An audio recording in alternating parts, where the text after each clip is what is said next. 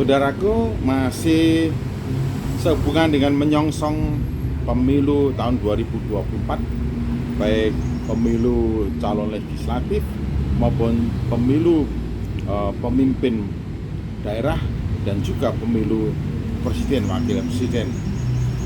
Hari-hari ini semakin marak saja persaingan dan kontestasi antara satu partai dengan partai yang lainnya, antara pilihan satu dengan pilihan yang lainnya, antara calon legislatif satu dengan calon legislatif yang lainnya, baik dari tingkat daerah atau daerah tingkat 2 dan tingkat 1 hingga tingkat nasional.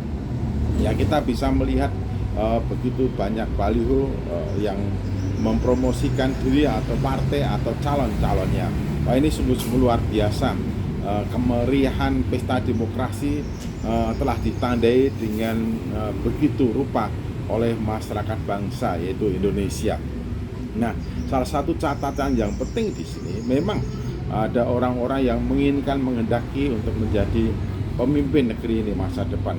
Ada kelompok-kelompok orang, partai dan gabungan partai yang mencalonkan calon pilihannya untuk menjadi presiden, calon presiden dan calon wakil presiden. Nah, mereka betul-betul berjuang bagaimana supaya para calonnya memenangkan kontestasi pemilihan. Ada catatan penting di sini.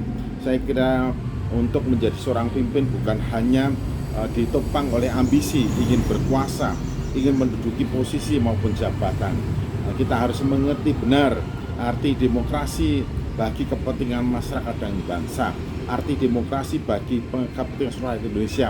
Demikian juga biarlah seluruh rakyat Indonesia semakin memahami arti demokrasi bagi kepentingannya dan kepentingan masa depannya.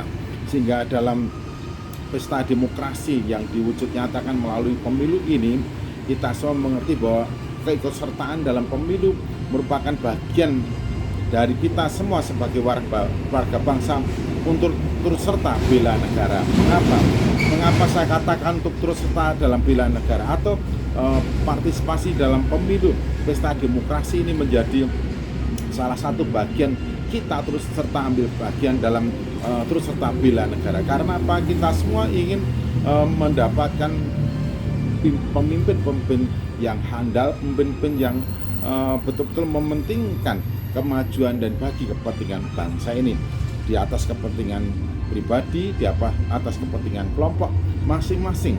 Dan orang yang berkontestasi untuk menjadi seorang pimpinan di negeri ini harus memahami dan menyadari sebagaimana dalam bahasa Yunani berkenaan dengan pesta demokrasi dikatakan bahwa Vox Populi Vox Dei, dikatakan bahwa suara rakyat adalah suara Tuhan. Ini harus dipahami oleh kita semuanya.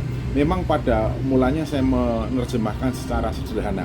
Kalau suara rakyat suara Tuhan, berarti di sini kita harus menempatkan pada posisi bahwa seseorang yang ingin menjadi seorang pemimpin mestinya dekat dengan Tuhan dan dekat juga dengan rakyat.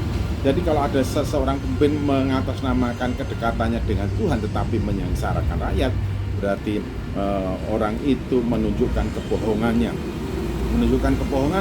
dipandang dari esensi peran serta rakyat dalam menentukan siapa calon pemimpin masa depan. Orang-orang kita, orang-orang timur, orang yang akan memimpin adalah orang yang diridhoi oleh Allah, oleh Tuhan, atau yang mendapatkan wahyu keprabon. Ini berarti memberitahukan kepada kita suara rakyat, suara Tuhan. Orang yang menjadi pemimpin adalah orang yang dikehendaki oleh Yang Maha Kuasa untuk menjadi pemimpin. Jadi seorang calon pemimpin mestinya dekat dengan Tuhan dan dekat dengan rakyat. Hari-hari kini kita dapat informasi bahwa kepuasan rakyat atas kinerja Jokowi terus meningkat bahkan sampai 80%. Namun dalam kontestasi sekarang ini diragukan atau dikhawatirkan popularitasnya dan kepuasan akan mengalami penurunan oleh karena komentar sana sini berkenaan dengan pencalonan presiden dan calon wakil presiden. Nah, marilah kita mengerti apa juga yang dikatakan oleh Amsal, Amsal ditulis oleh seorang raja terkenal Israel yaitu Salomo. Dia katakan, dalam besarnya jumlah rakyat terletak kemegahan raja, tetapi tanpa rakyat runtuhlah pemerintah.